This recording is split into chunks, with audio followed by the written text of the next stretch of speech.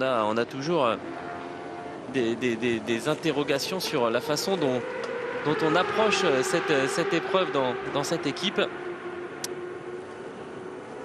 Dans l'intimité là de la préparation d'Amandine Creusot, qui va bientôt prendre le guidon de la Yamaha numéro 22.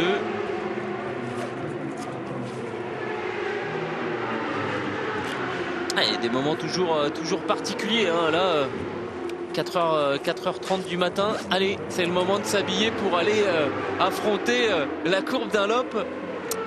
Petite tartine de Nutella et c'est reparti. Eh ben, il faut être quand même sacrément courageux, hein, pour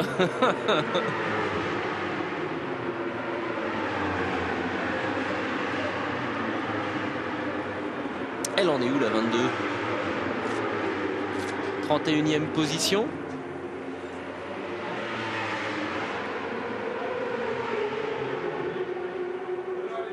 J'entendais tout à l'heure, alors que j'étais allongé en quête de quelques repos, Christophe Guyot expliquait qu'il y avait les deux équipages avec une pilote qui était l'un derrière l'autre au classement général. Grande paire de chaussures. Là, ouais, il y a une place d'écart désormais avec la 53. La voici justement, cette machine numéro 22.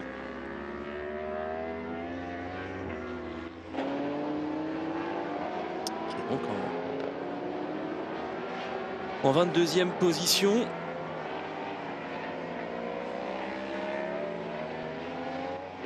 Avec Florent Paré qui en ce moment est à son guidon, le Stéphanois.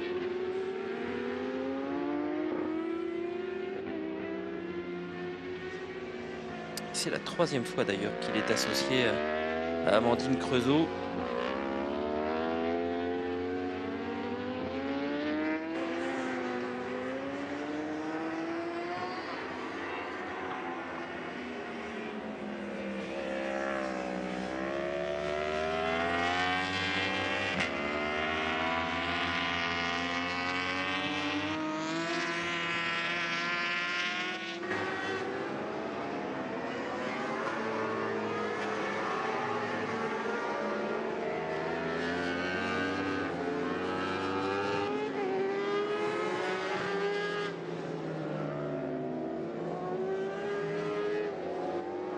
Justement, dès qu'on parle d'Amandine Creusot, Christophe jaillit. On ne sait pas où il est. Un Shaolin, par l'arrière, un véritable Shaolin. Hachi déjà sur la chaise.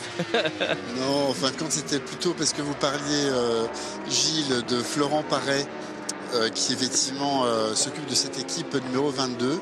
C'est on l'a déjà dit tout à l'heure, mais non seulement c'est un policier, donc il a monté son équipe, il est motard de la police nationale à Saint-Étienne.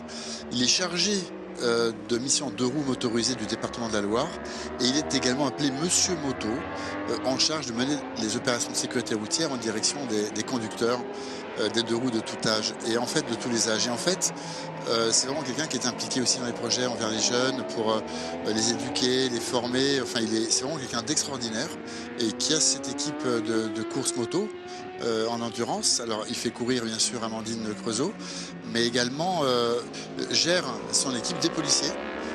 Donc, c'est vraiment une image assez forte dans le milieu de la course parce que on connaît un petit peu en ce moment les quelques tensions qu'il peut y avoir entre les jeunes, la police, etc.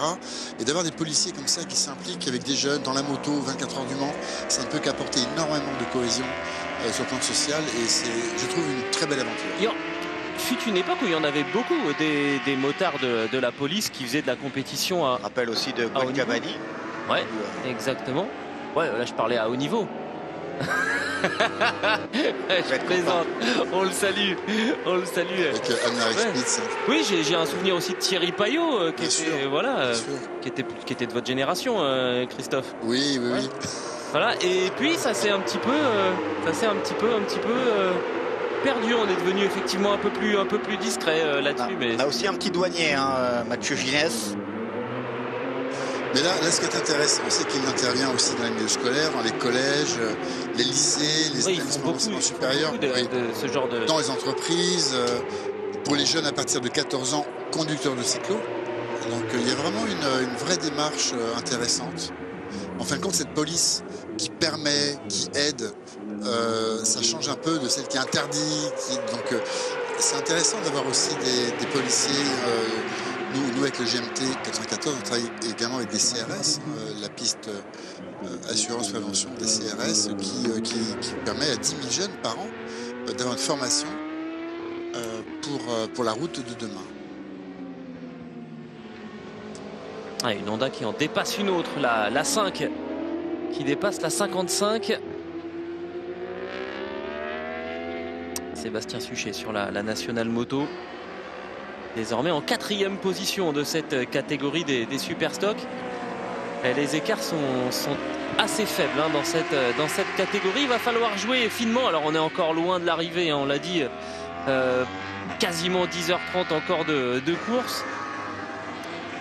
Il va falloir être malin. Voilà, on le voit, on voit le détail. Et Amandine Creusot, pour l'instant, c'est elle qui a le plus tourné. C'est elle qui va attaquer un 6e relais. Ouais, elle a roulé 4h58, quasiment 5h. Ouais. Elle est motivée. Alors donc en plus de ça, donc elle a l'intention de faire des courses de promo sport, voire, alors elle hésite entre les promo sport 1000 avec une 1020 ou de se lancer en championnat de France Super Sport avec une 600. Donc elle hésite. Ça reste pas un très grand gabarit. Hein. Non, elle est vraiment pas grande. Mais bon, là, il faut voir comment elle maîtrise. En fin de compte, elle n'est gênée par la moto que par la vanne. En fin de compte, ils ont dû modifier un réservoir au départ conçu pour une double vanne. Ils ont donc adapté la Stobli. Mais du coup, ça fait monovan. Monovan, mais en fait, ils n'ont pas posé cette vanne sur un réservoir adapté. Donc il y a vraiment une protubérance dessus. Alors elle est vraiment gênée. Hein. Donc c'est dommage. On a vu le fabricant de réservoir que nous avions pour essayer de lui demander de faire. Parce que j'ai regardé en même temps, le réservoir leur a coûté le même prix que ce qu'on avait nous. Donc j'ai dit donc à Florent Paré, justement, c'est dommage. Il dit oui, je sais, je vais m'occuper, mais bon, on pouvait l'avoir qu'en septembre. Oh, je dis écoute, on va faire jouer le réseau de Christophe Guyot. Et non, elle est gênée par ça, mais cela dit, voilà, elle est quand même sur cette 1000. Et c'est elle qui a le plus roulé encore sur cette moto.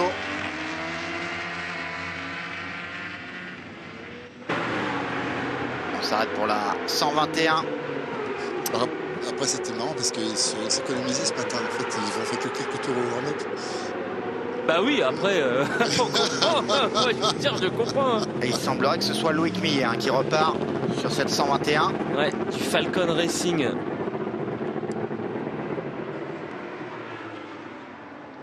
Si je ne m'abuse, sur le Falcon Racing, on s'est beaucoup économisé parce que pendant un moment, on a eu un petit peu de mal à faire la pointe. On a été un petit peu malheureux pendant les qualifications.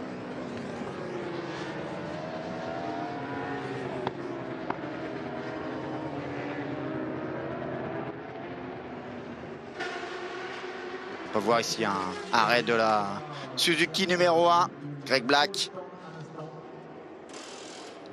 Et ça va être Xavier Siméon qui va reprendre le guidon.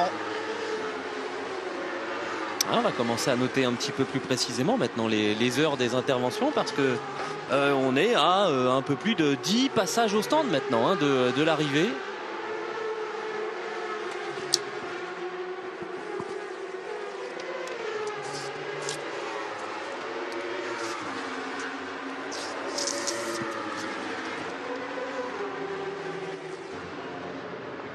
Alors, on va établir le même système. Donc là, c'est 4h37. Moi, en général, je prends le repère par rapport à l'heure de course. Mais voilà, au moins, on va se mettre au point, Christophe, et prendre le même repère, évidemment, parce que c'est pas exclu non plus que ça se joue sur une notion de gestion des passages au stand. On nous a beaucoup dit que la 7 devrait faire 1 ou 2 arrêts de plus que ses rivales. Ouais, alors peut-être 1, mais là on vient de passer, on a passé le cap de la mi-course. Je suis pas tout à fait sûr. Ah, sur la 1, si. Sur la 7, je parle. Ah oui, non, disons que la 5 et la 7 vont faire 2 ravitaillements de plus Que la 1. une. D'accord. Voilà. Enfin, 1, c'est sûr, c'est Ouais, déjà le cas. c'est bien ce que je dis, ouais. 2. Si, parce qu'à mi-course, enfin, quand ils étaient déjà quasiment dans le même tour. Alors, maintenant, il faut effectivement attendre la fin, parce qu'il va manquer quelques tours. Ah ça, il faudra attendre la fin pour connaître l'arrivée. Non, mais en fait, je pense qu'en fin de course, il y aura alors ici. Il y a C'est énorme parce qu'on de la bonne humeur en plus. c'est énorme parce qu'on dit que ça va de mieux en mieux. C'est ça. Pareil, c'était lui. Là, il avait l'air de lui dire que voilà, tout allait bien. Hop, changement de pneus, hein, donc on est en catégorie super stock. Donc les pneus, ce sont des Dunlop, puisque tout le monde dans cette catégorie désormais roule avec cette machine.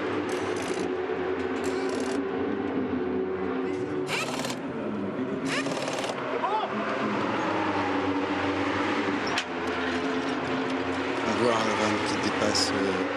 Effectivement, ouais, ça dépasse assez, de manière assez importante du réservoir.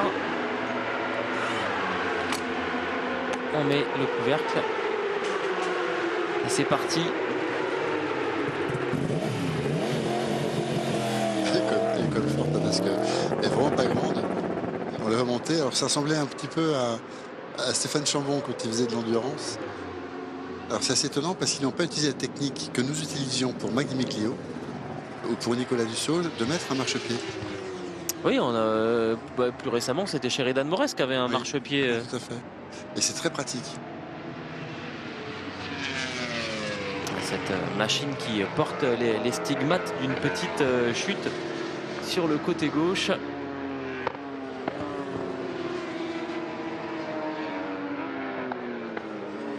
Et le coup d'œil là pour voir dans quel contexte on va débarquer en piste. Est-ce qu'il va y avoir beaucoup de machines qui vont dépasser? Elle a choisi voilà, de court-circuiter un petit peu la chicane de manière à pas gêner ses concurrents.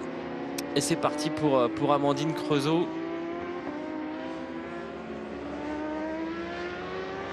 On parlait tout à l'heure de mise en régime hein, pour Steven Odendal.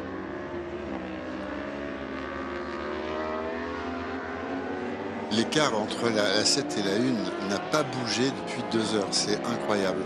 Ils étaient à 43 secondes, puis c'est passé à 31 secondes. Là, on est à 37.